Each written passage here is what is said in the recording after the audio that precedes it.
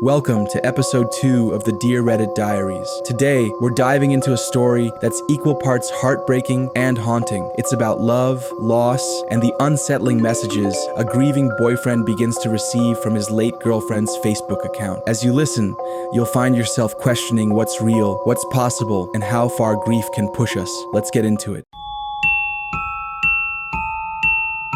My dead girlfriend keeps messaging me on Facebook. I've got the screenshots. I don't know what to do. Tonight's kind of a catalyst for this post. I just received another message, and it's worse than any of the others. My girlfriend died on the 7th of August, 2012. She was involved in a 3-car collision, driving home from work when someone ran a red light. She passed away within minutes on the scene. We had been dating for 5 years at that point. She wasn't big on the idea of marriage. It felt archaic, she said, gave her a weird vibe. But if she had been, I would have married her within 3 months of our relationship. She was vibrant, the kind of girl that would choose dare every time. She was happiest when camping, but a total technophile too. She always smelled like cinnamon. That being said, she wasn't perfect. She always said something along the lines of, if I cark it first, don't just say good things about me. I've never liked that. If you don't pay me out, you're doing me a disservice. I've got so many flaws, and that's just part of me. So, this is for M. The music she said she liked and the music she actually liked were very different. Her favorite band was probably Pink Floyd, but she lied about loving Nicki Minaj or Daft Punk to annoy me. She had really long toes, like a chimpanzee. I know that's tangential, but I don't feel right discussing her without you having an idea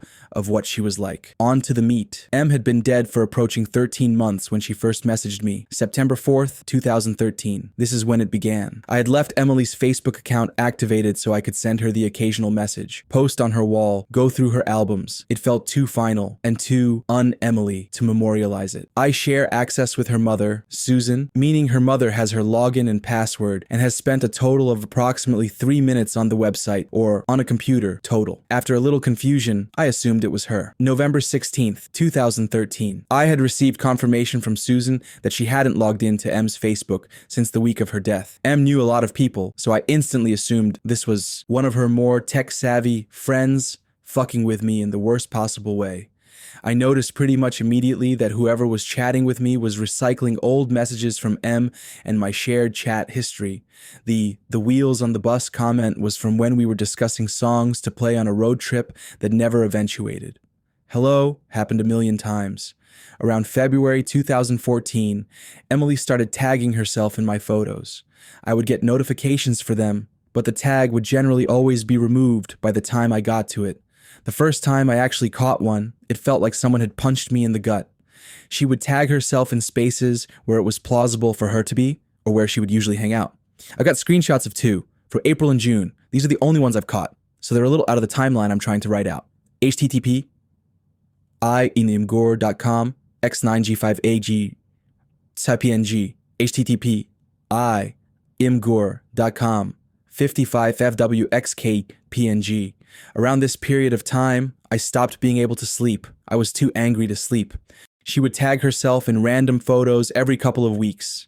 The friends who noticed and said something thought it was a fucked up bug. I found out recently that there have been friends who have noticed and didn't say anything. Some of them have removed me from their Facebook friends list. At this point, some of you may be wondering why I didn't just kill my Facebook profile. I wish I had. I did for a little while. On days when I can't get out there, though, it's nice having my friends available to chat. It's nice visiting M's page when the little green circle isn't next to her name. I was already socially reclusive when M was alive. Her death turned me into something pretty close to a hermit, and Facebook and MMOs are my only real social outlets. On March 15th, I sent what I assumed was M's hacker a message. On March 25th, I received an answer. It wasn't until I was going over these logs a few months later that I noticed she was recycling my own words as well. My response seems kind of lackluster here. I was intentionally providing him, her, with emotional bait. This is actually devastating, to keep them interested in their game. I was working off the assumption that the kind of person to do this would be the kind of person that would thrive on the distress of others. I was posting in tech forums, looking for ways to track this person, contacting Facebook. I needed to keep them around so I could gather evidence. Before anyone asks, yes, I had changed the password and all security info countless times. 16th of April. I received this. This seems like word salad. Like all our conversations so far, it's recycled from previous messages she sent. 29th of April. I hadn't discovered any leads. Facebook had told me the locations her page had been accessed from, but since her death, they're all places I can account for. My home, my work, her mom's house, etc. My response here wasn't bait. Yo Ask Nathan was an in-joke too lame, worth explaining, but seeing her say it again just absolutely fucking crippled me. My reaction in real life was much less prettier. I'm not expecting my bond back.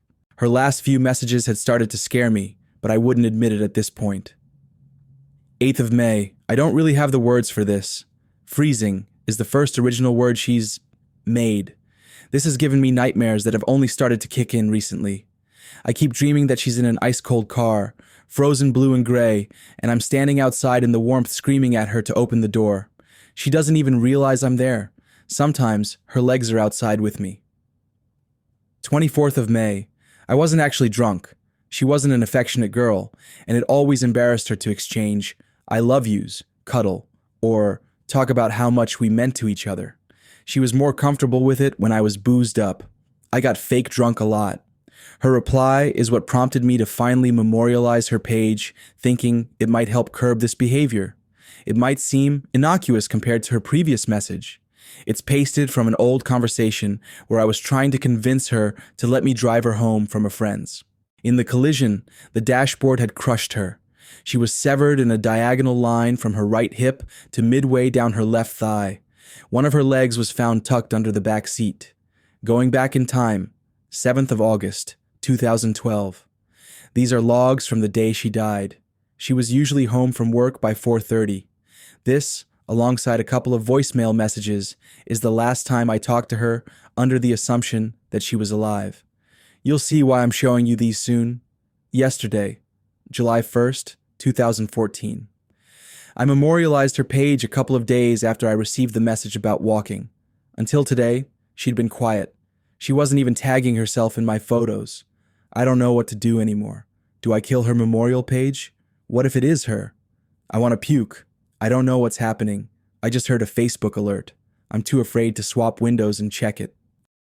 Was this a cruel prank, a technical glitch, or something far more sinister? Share your theories in the comments below. And if this story left you questioning reality, you won't want to miss the next episode. We'll be diving into a chilling tale of childhood innocence turned dark when a seemingly harmless TV show holds a sinister secret. Consider subscribing so you don't miss it. Until then, take care. It's a scary world out there.